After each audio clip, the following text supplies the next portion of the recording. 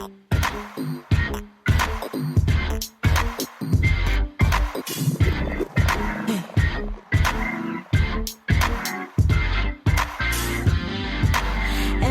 I've been through and everything that I've seen has turned me into the woman that you see.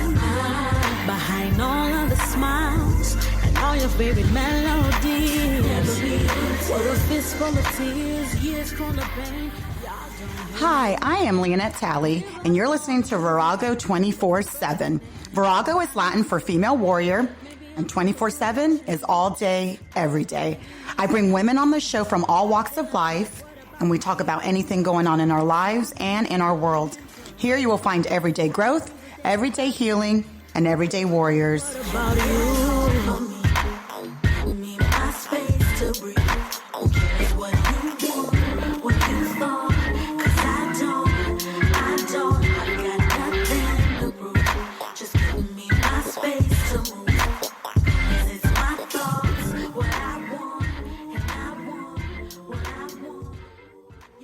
Hello, everyone, and I am here today with one of my good friends, Suzlynn Bruton, and she and I, we don't talk all the time, and we don't see each other all the time, but there's something about when we talk, the connection that we have. And when I started this podcast, I, reached out to her because she has so much to say, and she always has awesome stories. And she said, you know what, we need to talk about self-love. That's what is on my heart. So I want to welcome Suzlynn, and today we're just going to talk about our journey to, accepting ourselves and loving who we are on the inside. Hey. Hey. How's it going? Hello. Thanks so much for joining me. So what made you, when I reached out to you, what was it because you have awesome intuition and you listen to yourself and you listen to God. So what was it about this topic that you felt we needed to discuss? Well, first, I'm all about anything that you do. So I believe in supporting just women, yes. people who really are searching their purpose. And that's what I believe that you're doing, by delivering this podcast to other people and giving a voice to people's stories. And I think it gives people the opportunity to, look from, walk in somebody else's shoes and give them, a different perspective. I think, the reason why I picked self-love, more than anything was it's something that everybody can identify with. Male, female, child. And, self-love is one of those things where it's a foundation that's laid at childhood, and everything stems from childhood. Yeah. So if you don't get that self-love from the beginning, that's the foundation. That's like building a house. Oh, yeah. If you build it on the wrong foundation, it's not going to withstand certain storms. It's not going to withstand certain things in your life.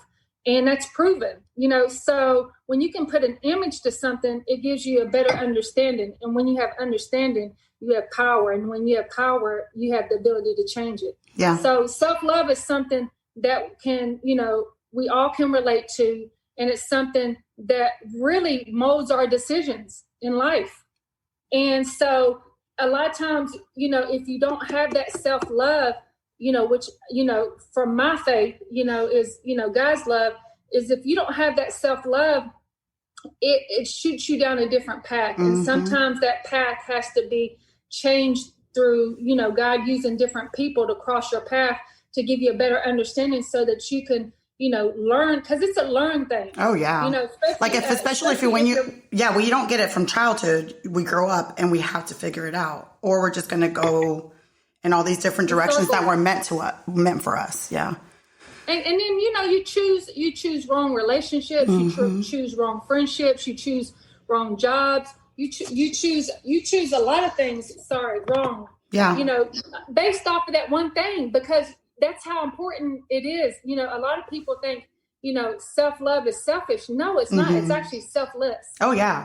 Well, I looked up the definition of that because, a lot of people think, well, it's more of a ego thing. And like what I found, let me look it up here. It says, Self-love is having a high regard for your own well-being and happiness.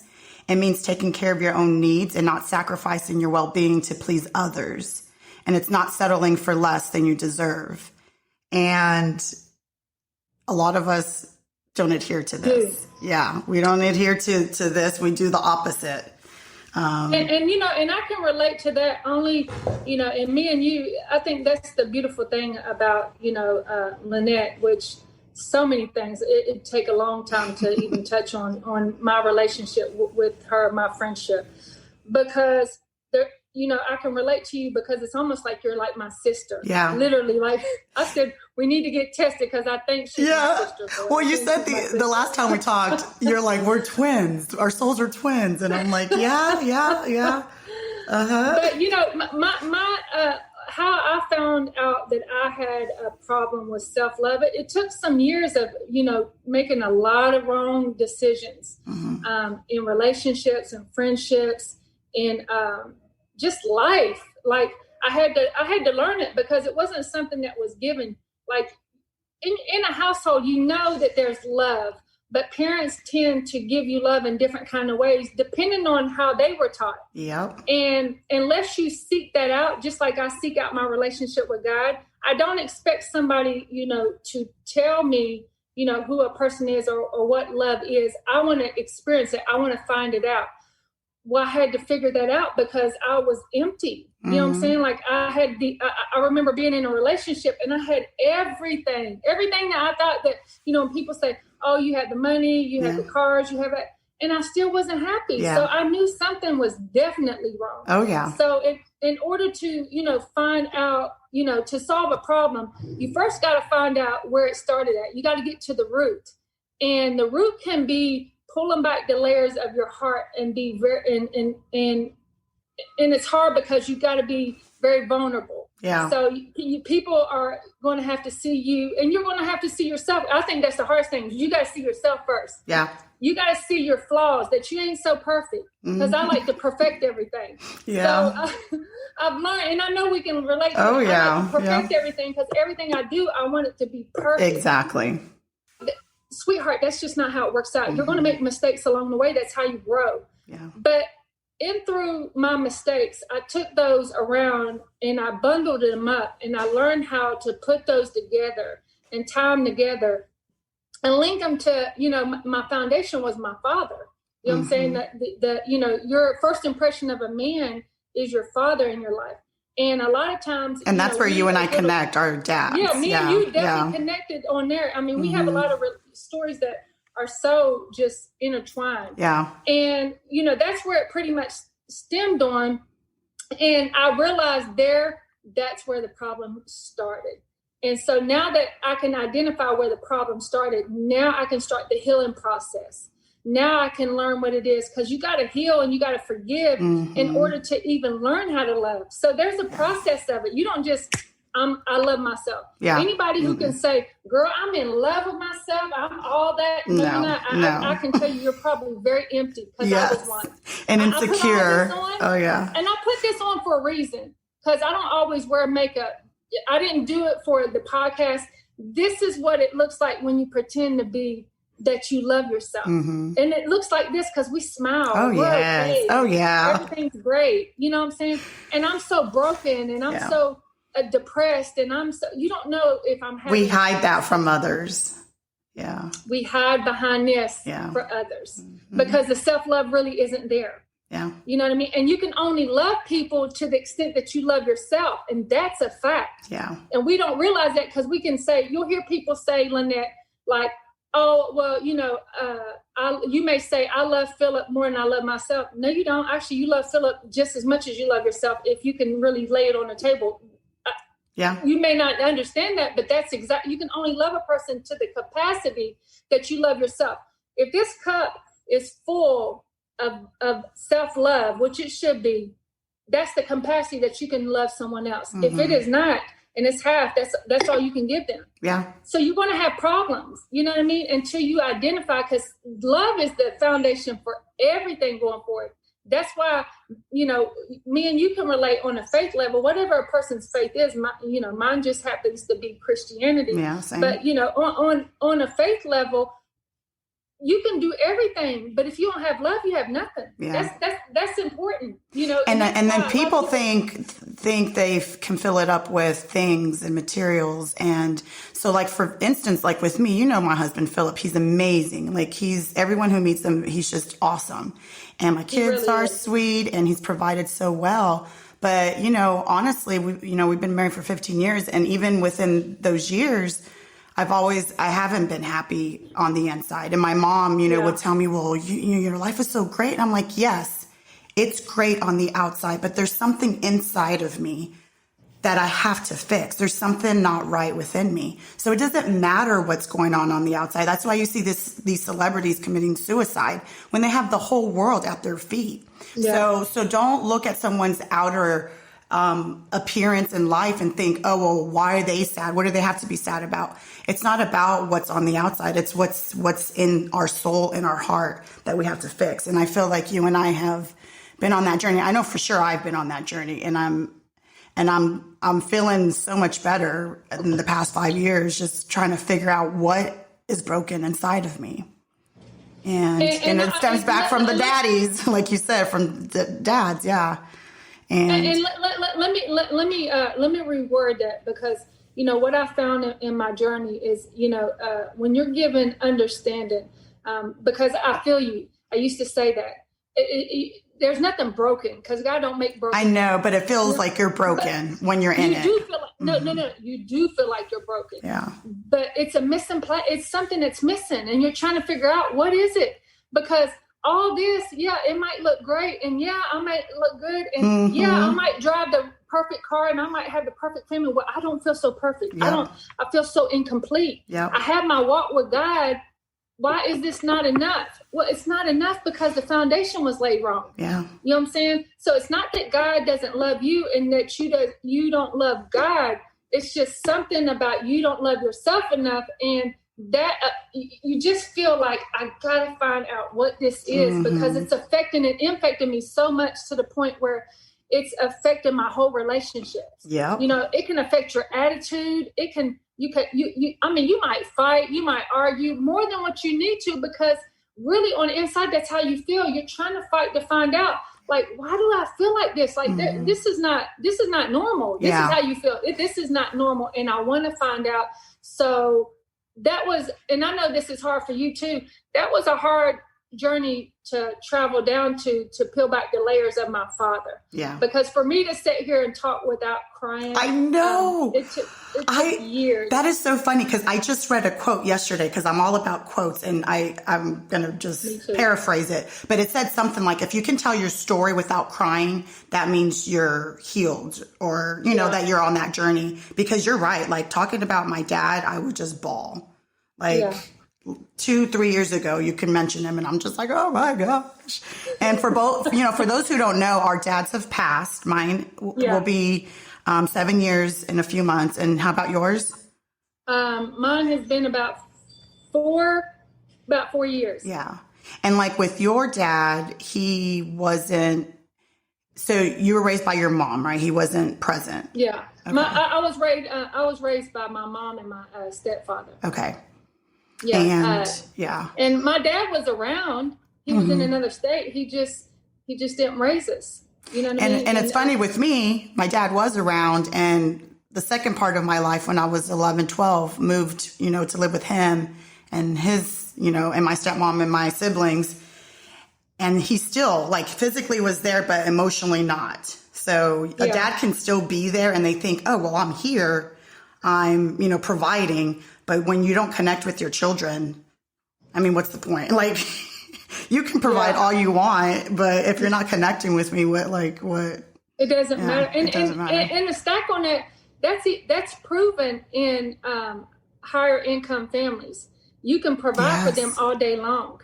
But that's one thing that, I purposely, and this is where you get the opportunity. So I don't give a lot of room for a lot of excuses, because I feel like we all get the opportunity to make a change, and you'll only go as far as you're willing to change. So I feel like, even though I'm a single mom, I never gave myself room to say there's not a father in the household. I don't care. I am everything that she needs. And this is what the Lord explained to me. I'm everything my daughter needs when she needs it. If she needs a counselor, I'm a counselor. If she needs a doctor, I'm a doctor. If she needs whatever she needs, I can wear many hats. And that's what I've become.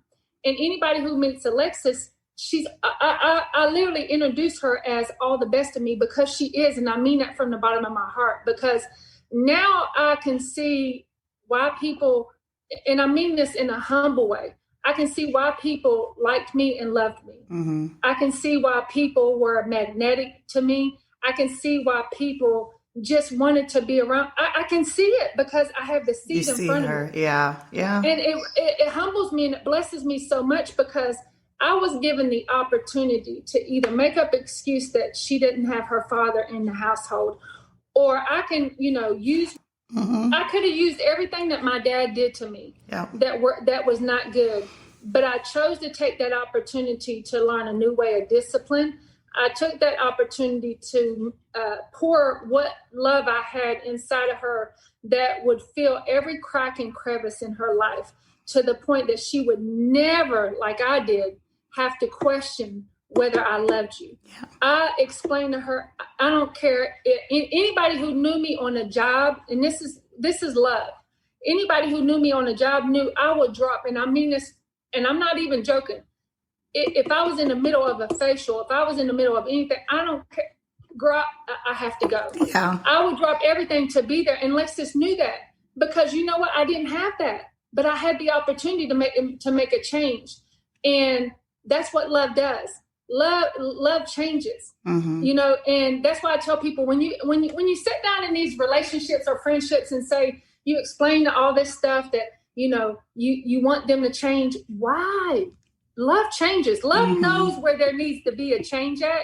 And there's something that we all have within us. You can call it whatever you want to call it, whatever walk you walk. We all have either, you can call it intuition, you can call it the Holy Spirit, whatever, mm-hmm. conviction, whatever you want to call it. But we all know right from wrong. We all know when there's something. I can see a need, right? I can see a need and know normally mm-hmm. what it needs to be filled. Yeah. I can see a lot. That my vision is very clear, because when I look, I'm looking at you and I can see certain things. I mean, I pay attention to every detail. You can walk in here right now, walk past me, and I don't even have to turn. I've already scanned everything that's on you. You know what I mean? So I understand, and then I let my spirit guide me, because it's not about me. You know what I mean? So you're saying we all have that. We just choose not to listen to it, and you're more in tune with it than most people. I make it my purpose too, because people are so important to me. Yeah. And one thing that we all have in common is to love and to be loved. You know what I mean? And there is nothing and no one that you can't tell me that don't want to receive love, even if they're mm-hmm. mad, man. If you can wrap your arms around them and just let them know that you care, it's the game changer. Love is the game changer. Yeah. Like true love is the game changer. And we get the opportunity. We're so blessed. We get the opportunity to, pass on nuggets, whether it's between me and you, whether it's between me and my daughter. We get the opportunity to share our love with whomever we decide to. Mm-hmm. I never let my situation or the lack that I have in my life stop me from loving somebody. I don't. But I had to learn how to love myself, because now that's the game. They can't stop you. So how do we do that? We're talking about it, but how do we get there? I'll tell you. Okay. So, and it's very simple. When you're talking about, okay, let me put an image with it, because we're very image minded. And when you can put an image with something, it changes everything. You do a to-do list, right? Mm-hmm. Why is it that we as parents, and we've all been here and we can all relate to this, we can put all the things we need to do, but the main thing that we need to do for ourselves, if it gets done, or if we even have time, it's normally transferred over to the next day and the next day and the next week, and before you know it's already gone. You know what I stopped doing? I stopped putting me at the bottom. Oh yeah. Without me. Yeah, I did that a long time ago. Yeah, I stopped that a long time ago. Yeah, But that's a form of, you have to identify what that is. That's a form of self-love. Okay. Self-love is I put me first. Mm-hmm. You know what I'm saying? And that's not selfish. That's selfless. And a lot of women think it is selfish to take care of yourself not. like that. Like, and it's not. Yeah. And the kids still know that, and they still feel loved. They don't see me go and do me, and they're like, oh my gosh, my mother. They love it. Like, I've been wanting to do this podcast for forever. And my little one, she's 10, and she's like, Mommy, you help Daddy at his office, and you do this for him. When are you going to do, when are you going to do your stuff and your dreams and what you want to do? And just her observing, she knows that there's more inside of me, and they want me to do what I want, my passion and serve my purpose. So if a little 10-year-old can see that, they're not going to get mad that you're trying to improve yourself. And I think a lot of women think that, and it's not true. No. And you got to understand, your children are watching you. Yeah. You know what I'm saying? You set the foundation for them. You give them, and it's deeper than that. So when you say stuff like that, I look at that. So everybody looks at things different. Mm-hmm. And it's proven that we both can look at the same thing and see something totally different. I just see I see a story. You do. One thing. You do. That's why I love talking to you. Look, so for me, with that, you know what that tells me? My mommy can fly. I can fly. Yeah. My mommy will do it. I can do it. I want to be a doctor. They watch you. Oh, yeah. And she wants to be like 10 different things. So it's like, well, if my mom's not doing it and she's supporting the man of the house, then, is that what I'm going to be doing? No. But let me tell you where we messed up at. So, and it's so silly. This world and social media messes everything up. It does. Because most of it's not real. No. So what we do a lot of times, we don't give ourselves, which is a form of self-love. I'm going to keep it here, is a form of self-love. We'll let our kids try all these different things.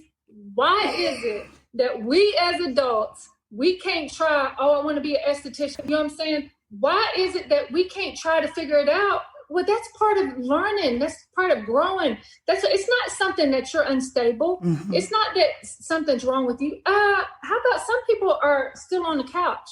You know what I mean? I'd rather die trying different things and trying to figure out what is it that I like, what is it that I love. That's how I even found training. Love working out. I didn't even know I loved working out till I'm training, and I love working out now. Yeah. But that has opened up the door for so many other things that I'm going to be working on. Actually, some great things. Mm-hmm. It's just funny how a door opens. But I say that to say, I think what happens to a lot of people when they think about self-love, I don't think they understand it completely. I don't think they know how to identify what that looks like. Because I think they think, oh, well, self-love is just, okay, I'm going to tell myself I love me. What? No. What that looks like is, I love this necklace. Mm-hmm. I've been wanting to get it. It represents a lot of things to me. This is a form of self-love. It might be a material thing, but it means something to me. Yeah. It says I still have a heartbeat after going through so much as what I went through here in beautiful. Houston. Yeah, I love that. As much as I went through in Houston. Hold on.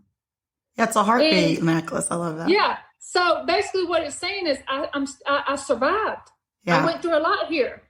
And so anything that you'll ever see on me, there's meaning behind it. But when I wear this every day, it means something to me. So when you do something for yourself, make it mean something. Mm-hmm. When I go out and I help somebody, and this might look like I'm helping them, but it's really I'm helping myself. It gives me pleasure to help somebody. Like I love helping, like I'm like a big, big giver. Like people don't get to see that. Like when I come into places, you might see different things, but you may not see all the stuff I do behind closed doors. Yeah. You might not see that I went down and fed this person, or I went and paid this bill for this person, somebody's cell bill, or I went down here and helped this man with his card. They don't get to see all that. And not that I have to bring it out, but I do like to let people know how God uses me. And it's not, I don't look for, people to say, oh my God, no. I do this because that's what's laid on my heart. Yeah. But I say all that to say is we have to give ourselves room to grow and try new things. Kind of like you. I'll give an example, kind of put it out there if you don't mind. No. Is when I saw you go into management, I knew God was starting to play with you around with your purpose, because you're trying to figure out, is this it? Is it? But it was already there's some great things that happened in there. It did. You know what I mean? It did. So there, it was a seasonal thing. And with God, seasons can mean months or it can be years. It's not like, fall, winter, spring, summer. It's not like that. Seasons with God are totally different, because there's a grooming process in it. You know what I'm saying? There's things that have to be taken out of you in order for things to be added to you. Yeah. So, and for you to stand strong in who you are as a woman, just like what you're doing here, and you're giving a voice to women. He wanted to put a voice in you first, because you got to be the first one to have a voice. That's true. And being in management. So what she's meaning is that I had to step in and help my husband with his practice, because there was issues with the manager. She left or whatever. And then I stepped in just to help. And then I ended up staying there for 2-3 years managing. But you're right. Like within those years, like I had to find my voice, because people came to me to help out. And I had to learn how to like be the mediator between employees and how to communicate with patients. And yeah, I grew a ton, and I did find my voice, and I feel so much more confident.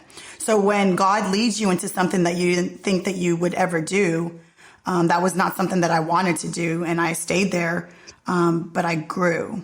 And I think that's important for people to know, is he's going to take us places that we don't want to go. We don't want to go. I did not want to be there. I did not want to stay, but I knew there was a reason for it. Like you're saying, there was a season for it. And two, just to kind of stack on that, because I don't even think, everybody even, knows that part of you, and this is my experience to Lynette. Lynette is a very kind person. And we have so many similarities. She's very helpful. She extends a hand to so many that she didn't even have to tell me. I already know. I know the heart of her and her husband. And they have been such a great help to me over the years. That's life-changing.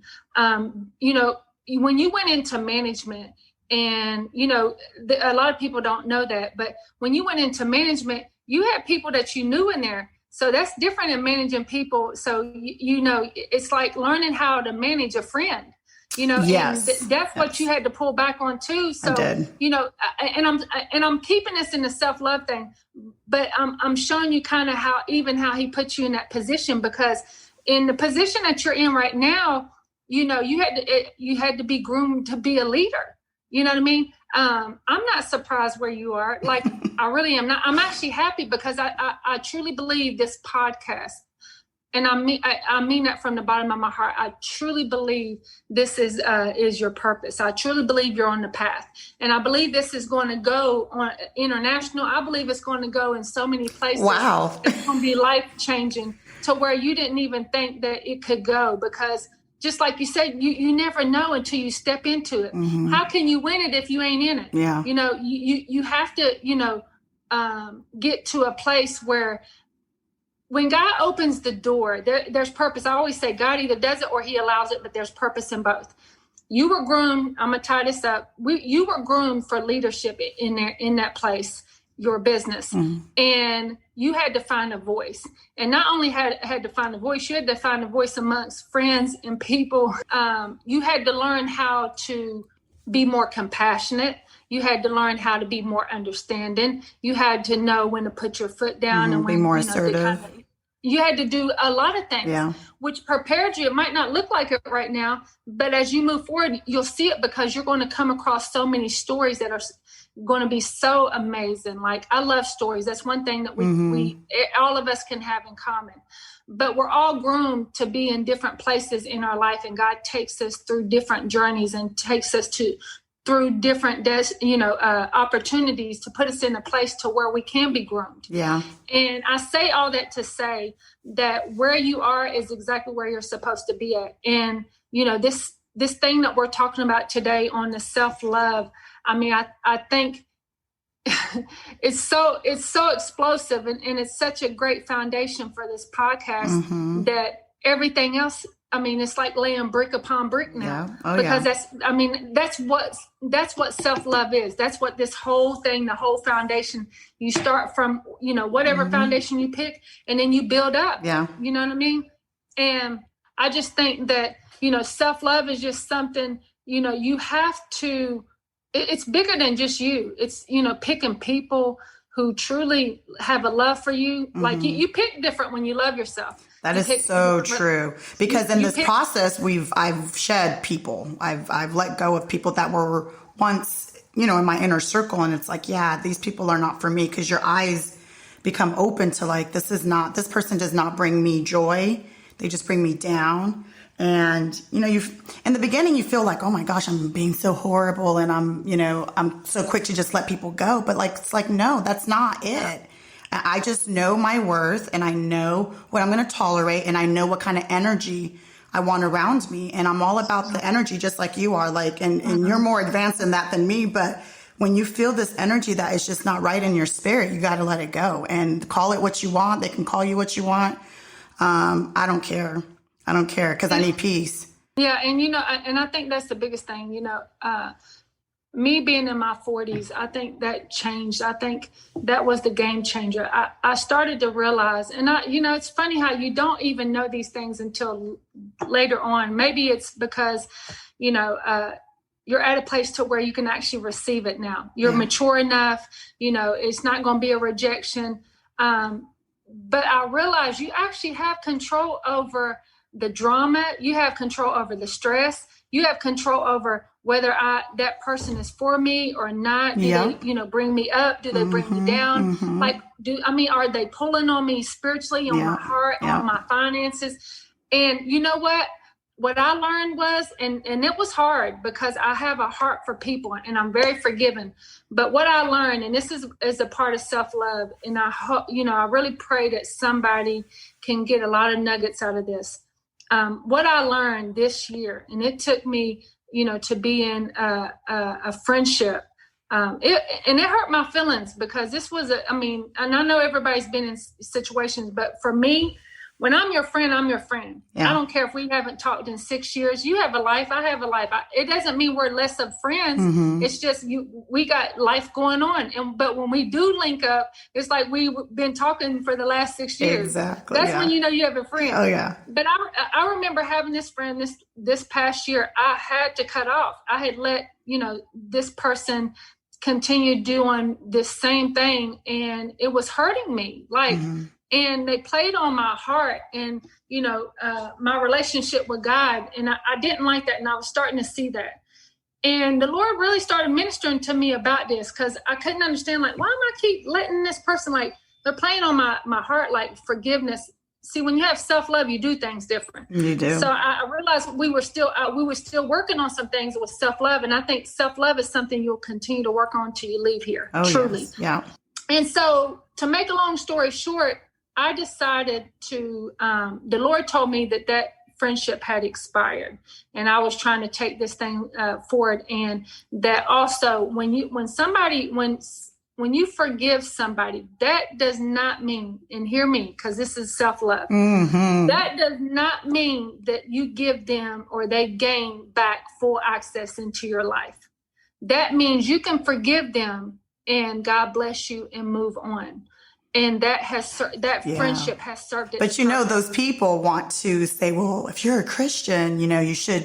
They think that forgiveness means, oh, okay, now we're going to be back together again and everything's going to be great. No. And it's like, no. I did that. But they make you feel bad about it. Like something's wrong with us. No. Yeah. And that's not self-love. Self-love protects their love. Self-love, puts a guard over their heart. Something I'm still learning. Yeah. Self-love says, I love me enough not to allow you to hurt me continually. So you wish them the best. You don't want them to be, you want them to have the best life, but not around me. And not in my world. But I'll show you things when whatever you're willing to face, you can and you will overcome. And a lot of things God allows to happen so that you can see things a little bit clearer. this friend, she came back, and this was a good friend of mine, and said some things that just was like, wow, that's how you feel about so after you guys stopped being friends, she came back and told you stuff? No. That moment when I said, like, no, ma'am, no longer. What did she say to you? Do you want to share? No, I'll tell you what she said. So one of the things, so a lot of people come to me for a lot of answers. And I'm assuming that they, respect my opinion, and they know I'm going to give them an honest opinion. This particular friendship, she'd always come to me about God, and God would always tell me throughout our friendship that, keep reminding her, I'm not her God in her life. I'm not God in her life. And she would pull on me. And I just, every time I would get on the phone, I never had a tug. Like, when I can talk to you for 4 hours and I don't feel drained. I can talk to her for an hour and I'm like, oh my God, I'm drained. Does she want you to speak on her life? Because you're very good you're really good at reading someone's energy and God speaking to you to give them messages. So she was abusing that? A lot. Okay. And it was pulling on me so hard that I felt like she was, it just wasn't good. It was hurting my feelings a lot on. So long story short, she one of the things that she said was, you think you know all the answers. You think you're the only person that God speaks to. But she's coming to you, not the other way around. Let me tell you, my daughter, I had her on speakerphone. My daughter couldn't believe it. Wow. Because she knew her. And I said, you know what? God bless you, but you no longer have access to me from this day forward. I don't play with targets in the heart. You know what I mean? Like, I'm at that place in my life right now. I thank you for telling me how you really feel. I mean, she went and said some other thing, and that's fine. But I love me enough to go ahead and let you go, and God bless you. You know what I mean? Because my purpose. Well, it's funny the thing that she wanted from you is the thing that she's bashing. Yeah. And look, and that's fine, because I'm okay in who I am. Like, it hurt my feelings, but let me tell you, you know what happened after that? Yeah. And I'm keeping it moving. You're hurt for like 2 seconds. Yeah. When in my 30s, it would have been a little different. Now it's just totally different.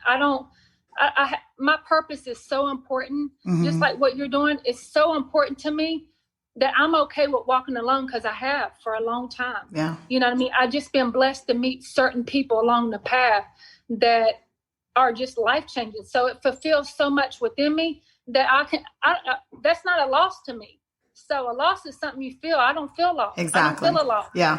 You know what I mean? But that comes back to that self-love. It showed me how much I've grown.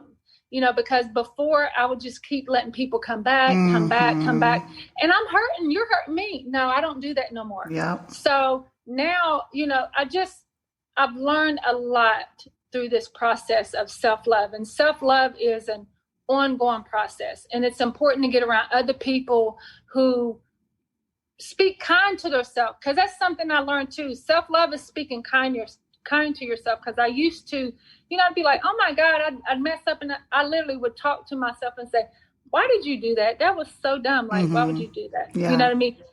Speak kind to yourself, just like you speak kind to other people, and nobody can treat you like you can treat you. Yeah. And you teach people how to treat you, and that's called self-love. Yes, ma'am. So you see what I'm saying? Yeah. So once you put these images together, you'll realize that you thought you loved yourself so much that when you start looking around and you see how people treat you and how things are done around you, you're going to be like, I don't really love myself. Self-love. Yeah. I don't really love myself. Because you wouldn't allow what's going on around you to happen. Yeah. No. And you learn after, and you don't have to wait till you're 40. I just learned a lot after 40. It just was the game changer for me, because even though a lot of people feel like 50 is the mid, no, I feel like 40 is the mid. Like you whatever you put up with is what you're going to tolerate. Now, whatever you allow in your life in your 40s, that's because you choose to. That's so true. I want to be around people who love other people. I want to be around people who might have the same issues, but we talk about it. We don't sit up there and say, oh my God, no. Yeah, woe is me. Yeah, let's do it. Yeah. I think with me, I turned 40 last year, but I think with me, it was after my dad died.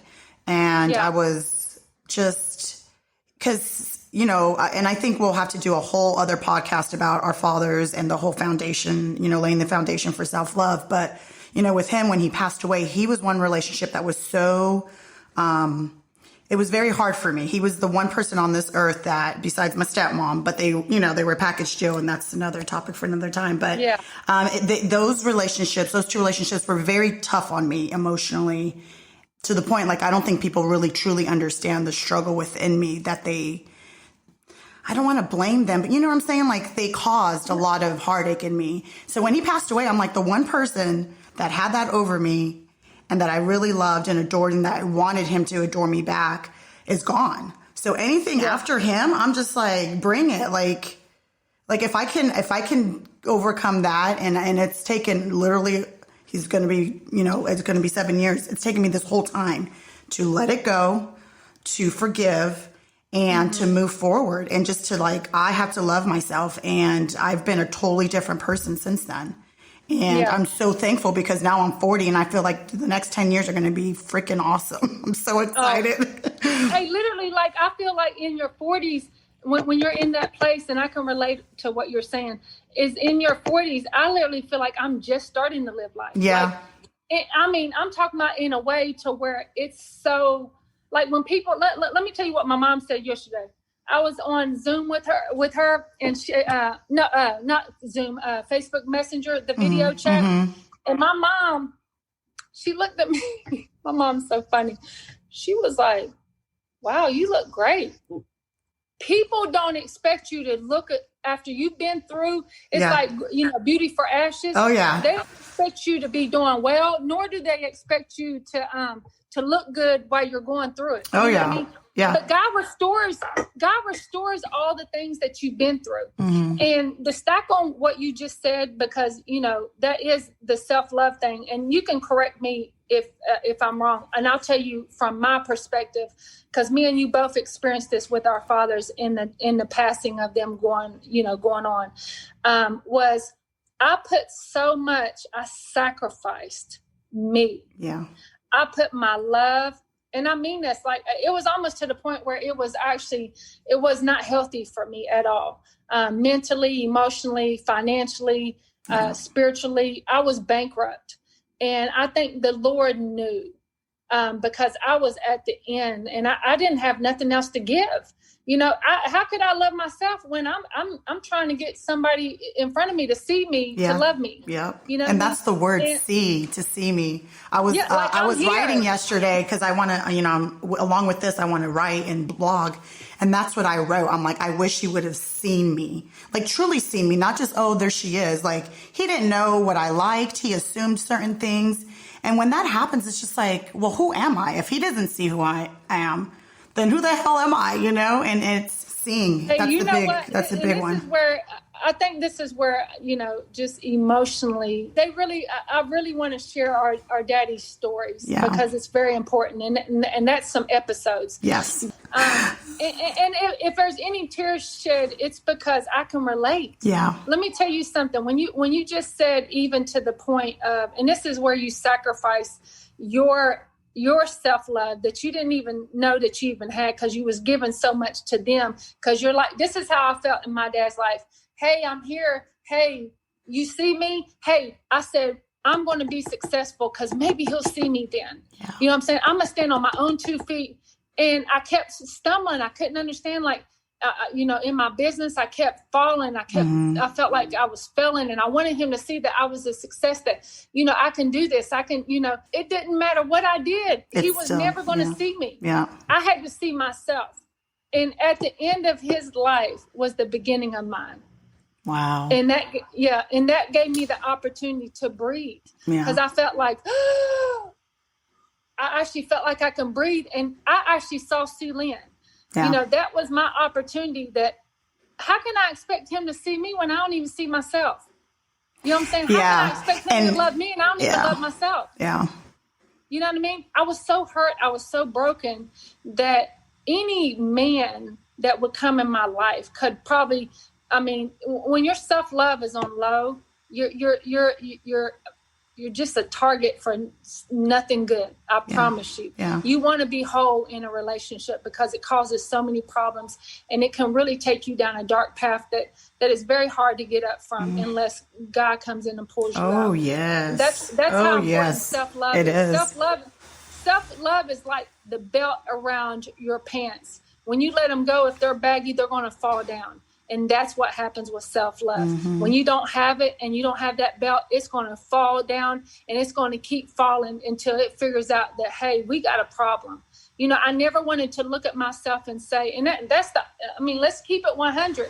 I never wanted to look at myself and say, I have a problem. Yeah. Because to me, that was a weakness. I had to always be strong because I wanted my dad to see me that I was strong. Yeah. And it was okay to be weak. And I had to learn that it was okay for me to be weak. And God taught me that it was okay for me to be weak with God so that he can be strong on my behalf. Well, all I knew was strength. All I knew was I didn't want to show anybody that, hey, I might not know what the heck I'm doing. Yeah. How about I don't really even love myself? And how about, you know, every day I wake up, I'm fighting depression. How about I don't have it all together? Yeah. How about I'm learning this thing because nobody taught me this? And then when people see you as the strong one, because I know in my family, you know, quote unquote, Leonette's the strong one. Like, you know, she's badass and blah, blah, blah. And it's like, no, like you forget. I mean, I feel very more empowered today. But, you know, years ago when they're saying these things, I'm like, that's where you get it wrong. Because then you have to put on that fakeness and that, oh, I am strong, so let's, you know, get over yourself and it could be worse and blah, blah, blah, all those cliches that people try to throw at you. At least he provided for you. What, you know, you guys had all the nice houses and all the this and trips and blah, blah, blah, blah, blah, you know, that they like to throw out at me to make me feel guilty for feeling this way. It's like, you know, but I agree with you. For people that know me and my dad, I hate to say it, but I agree with you. You know, when he left this earth, is when, well, my life began. I didn't want him to leave here, but I feel like that's when there was a switch inside of me that just turned on, and it's like, all right, Lena, like it's your time to shine. Your path was lit. You know what I mean? And I think, and really, honestly, I mean, let's just keep it 100. This is one of the things that the Lord has shown me is, you know, it's we had shackles on our feet. We couldn't move. You know what I'm saying? Not only did we have shackles, but we also had handcuffs. So where are you going? Yeah. I would have stayed in Atlanta. And that was not my purpose for life. My purpose, really, I was groomed there. I was prepared there. I was positioned here. Wow. And we've done a lot of, me and God have done some phenomenal things here. I don't regret anything. That's one thing I don't do. I don't believe in regret. Yeah. I believe in that's doing what I'm learning. I believe I did everything that I was supposed to do concerning my father because I sacrificed everything. And at the whether end, people see it or not, whether he saw it or not, we know it on the inside. Yeah. And you know what? But I had to, even through that process, I had to learn, and I didn't know this till later on. And this is part of the beginning of your self-love, because you've got to heal in these areas. I had to learn to forgive him also. You know, I still had some things within me that I thought were healed, and they weren't. And once I began to heal those areas, now I could learn what it is to love Suzlynn. What does that look like, Suzlynn? Like, let's sit down and let's paint this picture. Like, what does self-love look like to you? You know what? For me, a day in Suzynn's life of self-love would look like all lights are off. I'm sitting here. I'm drinking coffee. The windows, the blinds are open. You know, I'm just quiet in my own thoughts, just clearing my mind, thinking about what would God like to do today? Like, what do we want to do today? Like, do we want to go get a pedicure? Do we want to go to the gym? You know, it's the freedom of loving you in a way to where there's no restraints. Yeah. Like, what does that really look like? Like, just because you say self-love looks a certain way doesn't hold me hostage that that's the way I want to love myself.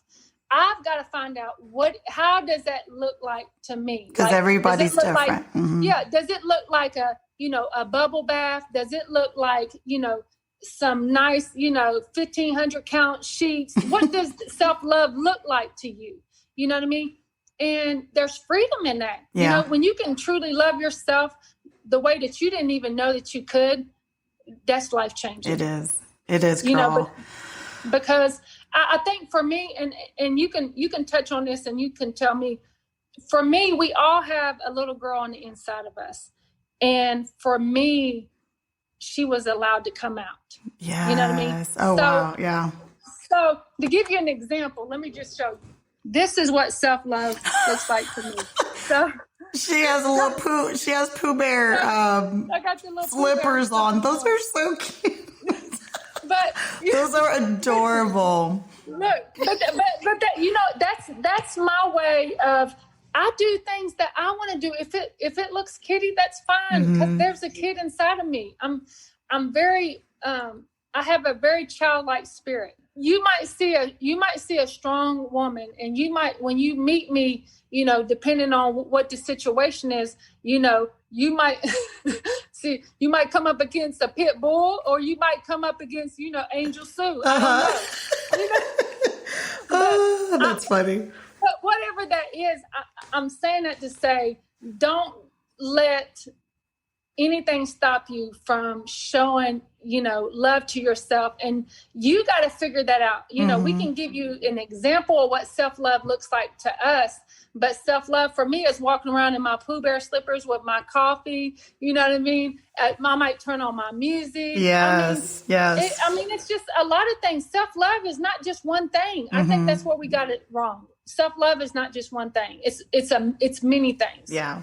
But mostly for me is not allowing negative energy from others take over that. To me, that's the biggest thing. Like, once you find that, anything that you want to do for yourself is like a bonus. I think the main thing is not letting others control how you feel, how you think, how you act. And the stack on that, Lynette, is that's actually, you know, putting a guard over your heart and over your life. It's giving you back that authority and that power that you didn't have before. And understanding that it's okay to say no. And it's okay to say, no, you won't treat me like that. And no, I won't allow that. And no, we cannot be friends. Yeah. Because I'm not friends with people like that. You know, so it's giving you a life, actually. It's not just giving you back your life, it's giving you a life.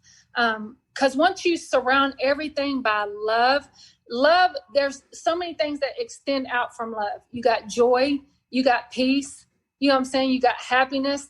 I mean, there's so many wonderful things in that. I think that's why people, you know, suffer with so many things, because they don't take the time to figure it out. Well, you and I, you know, after our fathers passed away, we were given an opportunity to find out, what does that self-love look like? And not only find out what self-love looks like, you know, how can I love myself and gain my purpose too? So I want to be able to share, you know, my purpose, love myself, and also share that with other people. You know what I mean? And not hide it. Like, you know, you had a question on one of your questionnaires where you were talking about, you know, why do we say, you know, everything's okay? Well, a lot of people do that because first, they don't want to ever, you know, I mean, and I'll just, you know, speak from my perspective. You know, if I say I'm okay, I feel like maybe what you're going through is way more important than what I'm going through. And I'm always thinking that I can help you out. When I help you out, it actually makes me feel better. It's kind of like solving your problem, solving mine. It's a weird thing, but that's how it works for me. So I don't want to feel like I'm a burden to somebody. So I don't want to, you know, come and just dump my stuff on them. Most of the time, honestly, most people come to me for help. So for me to dump on them, they don't have the answer. Yeah, they're like, you're supposed to help me, not the other way around. So I've learned that, you know, normally it's just a good listening ear sometimes for other people, because they don't really know how to help. I just position myself in a place to where I listen, because when you can listen, it gives you the opportunity that not just hearing, because you can hear, but hearing and listening are two totally different things. Oh, yeah. And you can tell. I have friends that listen, and there's others that you can tell they're distracted. They don't hear a word that I'm saying. So, yeah that's a very true statement. And I know you wanted to touch on, there was another thing you wanted to touch on. There's a lot of things. We can talk for like 50 hours. I want to touch on this one thing because I really feel like, what do you think the biggest thing for you as far as, the women that you've come across, what do you think the biggest thing is when it comes to self-love? Have you ever even, asked that question? Like, what do you think the hardest thing for them to do that? Well, a lot of times it all stems from childhood. And then it also stems from a lot of people that I talk to. They feel like, well, this is the choice that I've made. This is the cards that have been dealt to me. And now I don't have a choice but to stay in this situation. And my thing to that is you always have a choice. And you know what? It is not going to be the easiest. And I think that's what stumps people and holds people back, is because it's going to be hard. And it's going to be uncomfortable. So instead of going through that, they choose to stay in a place in their life where they're super unhappy. And that's why I wanted to start this, because everyone thinks they're by themselves because they see on the surface, oh, they look so happy and they look like this. And and people are just choosing to stay in their sadness. No. And too, I think the biggest thing, and I'll take it even a step further than that. I feel like a lot of people, the change, they feel like they have to take a loss somewhere. Yep. So that could be with their husband, you know what I'm saying? And this is why I tell people, you got to be secure in your relationships, because that's huge. And that's why I work secure in a relationship. Yeah. And when you're not secure in your relationship, that changes the whole thing. Because, one of the things that, I've taught my daughter, and this is so important, only because I've been through the struggle, man. I don't want my daughter to struggle. And let me explain to you. And a lot of people don't understand this. And this is another, topic we'll probably talk on one day about kids is, the goal is to put her in a position, teach her how to manage money, teach her I'm teaching her even about self-love. Oh yeah. Put her in a place to where when you have your money, when you know how to manage your money, when you know what credit is, when you know how to deal with credit, when you know how to deal with adversity, which I have pulled her through every struggle I've ever gone through. Lexus has been through more things than probably an adult has been through. Mm-hmm. So the resilience is there. So when life comes for you, because when they walk out that door, life's coming for you. Oh, it's coming. You've got to know how to move and shake. But when your money is right and when you know how to do certain things right, you deal with life differently. Mm-hmm. You're not stuck in relationships that are unhealthy for you. You're not stuck in these places where you feel like, I don't know what I'm going to do. And a lot of times if women do not know who they are, and if they don't have anything that they feel like they can fall back on, they stay in unhealthy relationships. That is facts. You know what I'm saying? Facts. Like for real. Yeah. And we can even take it even further, because I remember, years ago when I was dating this man, and he was very wealthy and he had everything. But one thing he had was something that I had that he didn't have, which was my relationship with God.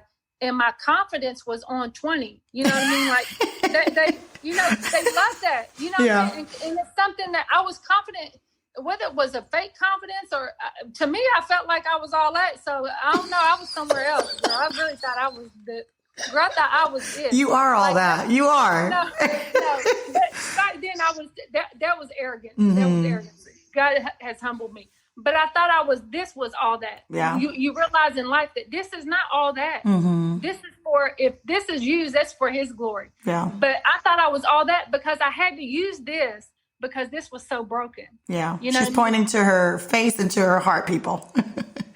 Like literally. Yeah. You know what I mean? So I get it when people, like with you running a household, and you having, you're learning how to love yourself.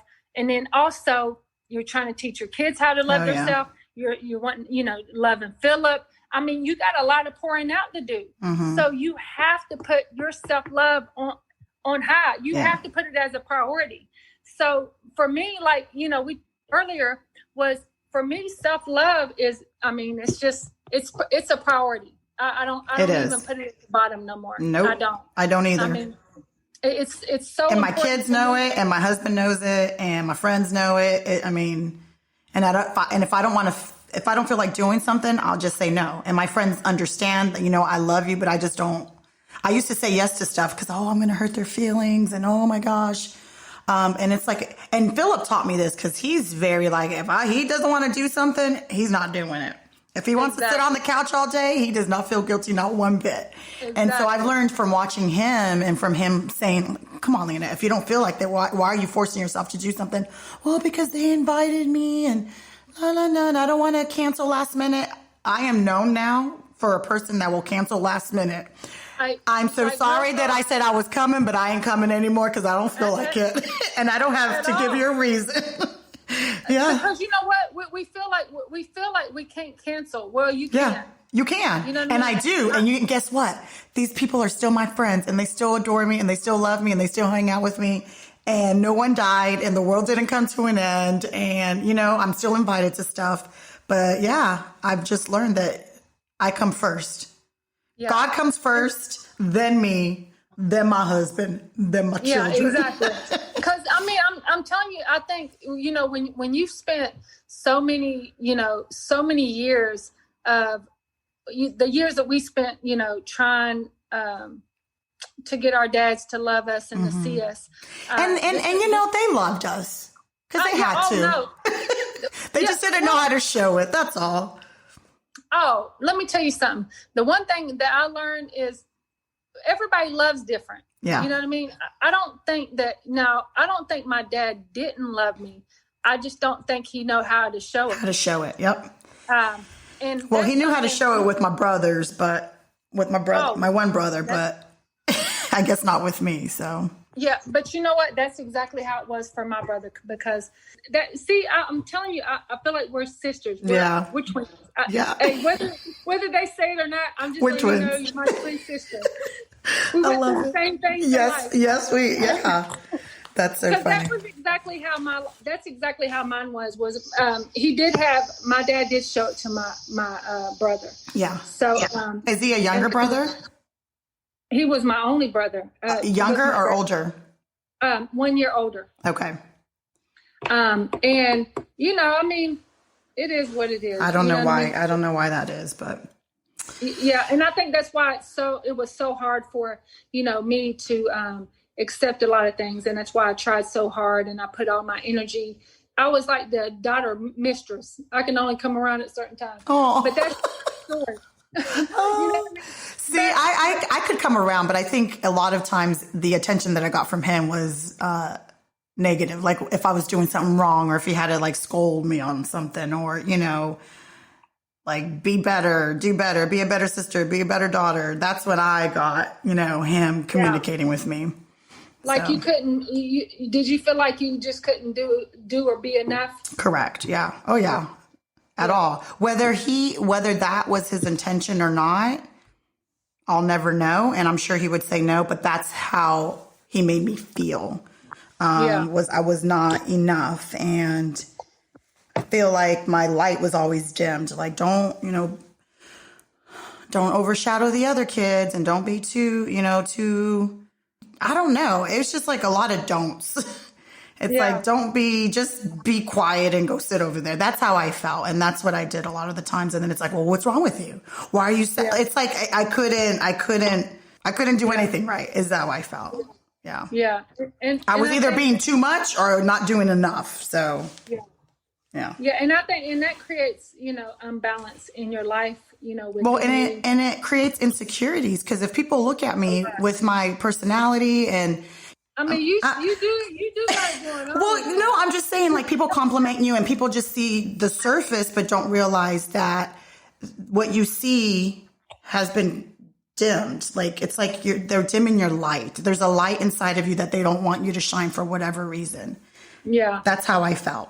And the stack on that, Lynette, is, when we talk about self-love, I can even remember, a lot during middle school and high school where I dumbed myself down in a lot of places because people can see who you are and that infectious personality. Mm-hmm. When you walk in the room, you just glow. It's not even that you're trying to. No. You just do. And people are just drawn to you. Mm-hmm. And a lot of times you're trying to fit in and you're, when people say, why should you fit in when you were meant to stand out? I believe that because there's certain people who are truly meant to stand out of the crowd, but we want to be in that crowd. Yes, you don't want to be seen that way. Yeah, we don't want to be outside by ourselves. You know what I mean?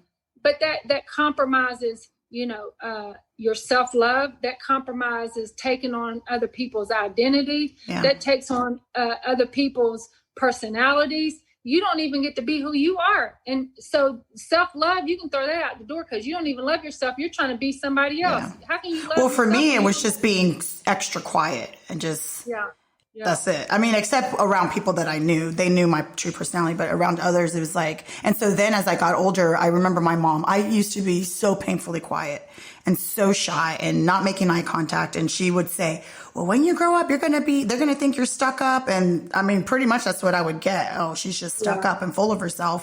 But really, no, I'm just insecure and don't know where I fit in, and that's the truth. And I can relate to that because, man, it's so crazy. I mean, oh my God. You say things and it triggers so much. Yeah.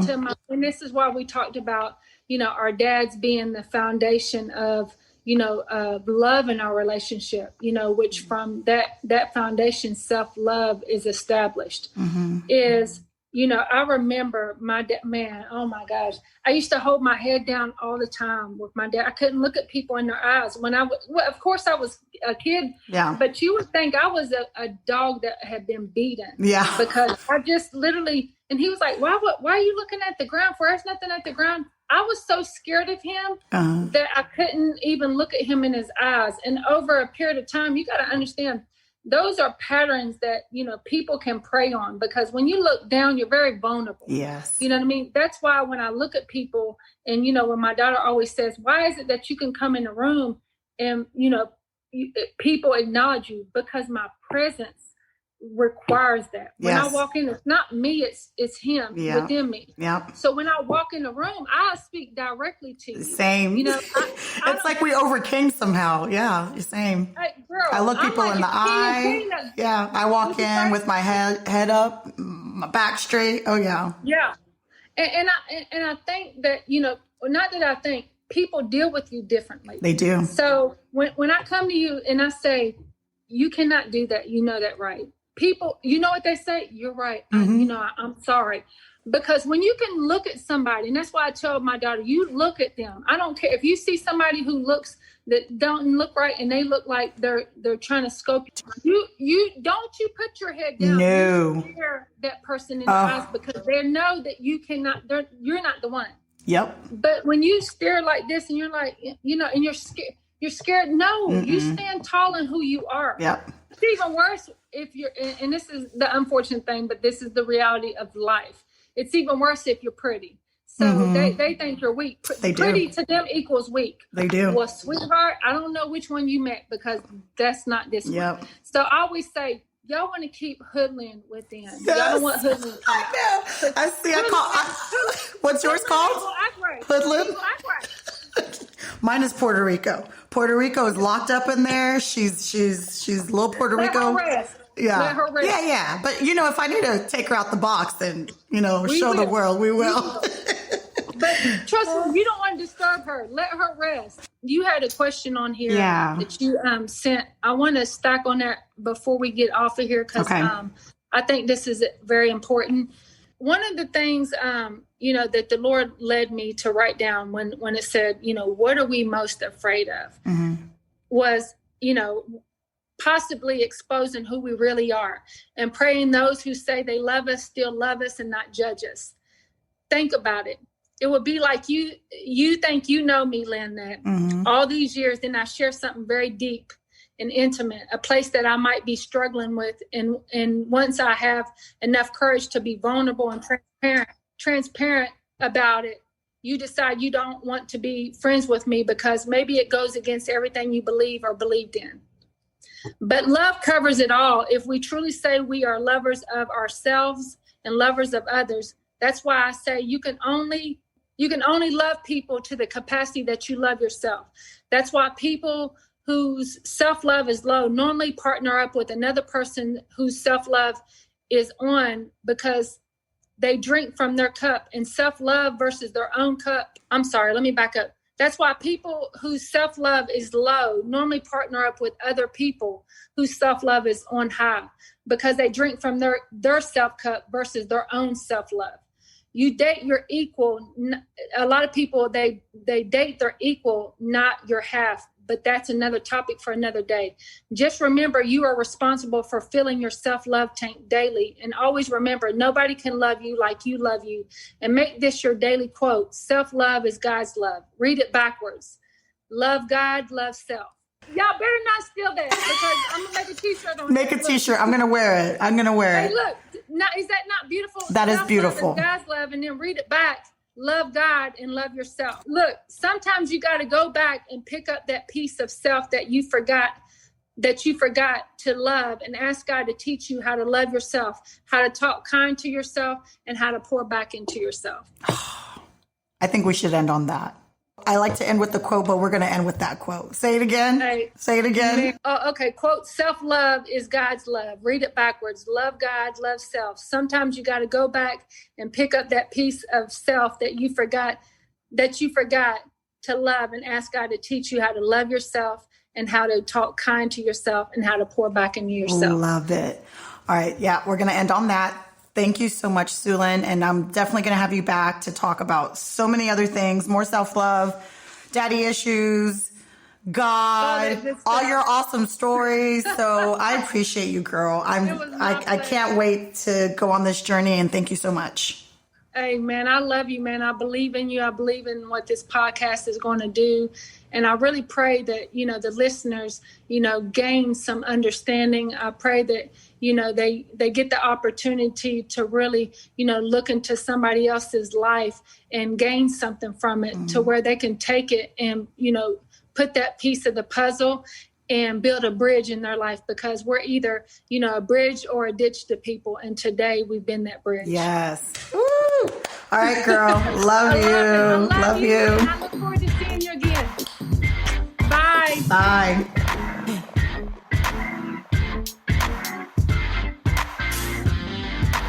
Everything I've been through and everything that I've seen has turned me into the woman that you see. Behind all of the smiles and all your favorite melodies, with a fist full of tears, years full of pain, y'all don't hear me.